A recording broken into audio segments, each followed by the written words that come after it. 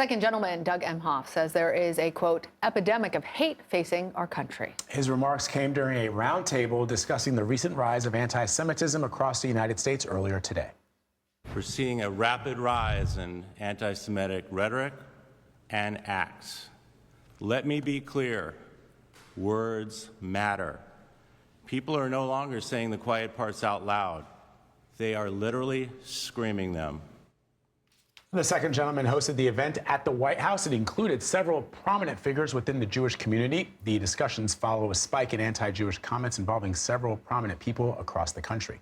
We are lucky enough to bring in Ambassador Deborah Lipstadt. For more on this, she is a special envoy to monitor and combat anti-Semitism for the U.S. State Department and was there at the White House event. Ambassador Lipstadt, welcome. So tell us how important it is to have these types of conversations with the second gentleman there within the walls of the White House and also in a public forum. I think I can't overemphasize the importance to have the voice and the strong support and the passionate support on this issue, and the passionate concern of the second gentleman means untold. It can't be quantified.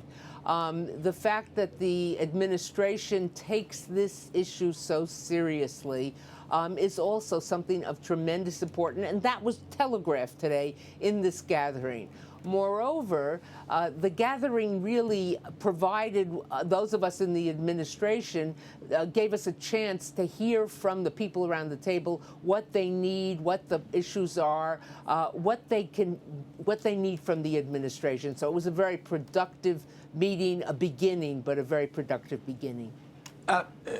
Ambassador, as you know, the former president of the United States met with a couple of anti-Semites recently. And I wonder what type of real-world impact that we are seeing unfold that has allowed this type of hateful rhetoric to perpetuate, especially given that you have someone who sat in the Oval Office. Now, he claims to not have known who one of those individuals was, but the other is a well-known musical artist who has, for a number of weeks and months now, spouted anti-Semitic phrases in both in writing and in conversation. What did you learn from that? Well, I don't want to speak specifically about that event, but I think in general, what we've seen with some celebrities speaking out in a most malicious kind of way has been very disturbing. And what it calls for is for other people of stature, such as the second gentleman, but so many other, whether they're celebrities, whether they're ball players, whatever it might be, to speak out and say, this can't stand. You know, anti-Semitism is a threat to Jews. Certainly, that alone would make it worth fighting. Look, we're 80 years after the Holocaust, when 1 out of every 3 Jews was murdered. But it's also a threat to our democracy. The anti-Semite believes the Jews control the government, control the finances, media, et cetera, et cetera. They believe democracy is an illusion because there's this power behind the scenes controlling things. So if you care about democracy, if you care about human rights and all of its manifestation, of course, if you care about Jews, you've got to fight this with all your heart and with all your soul.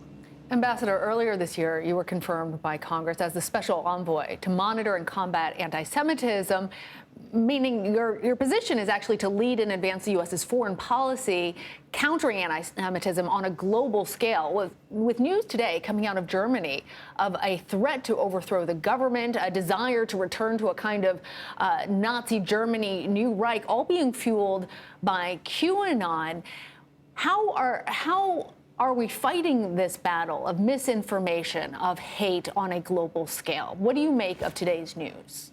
Today's news, I'll tell you the saddest thing about today's news, it shocked me, but it didn't surprise me.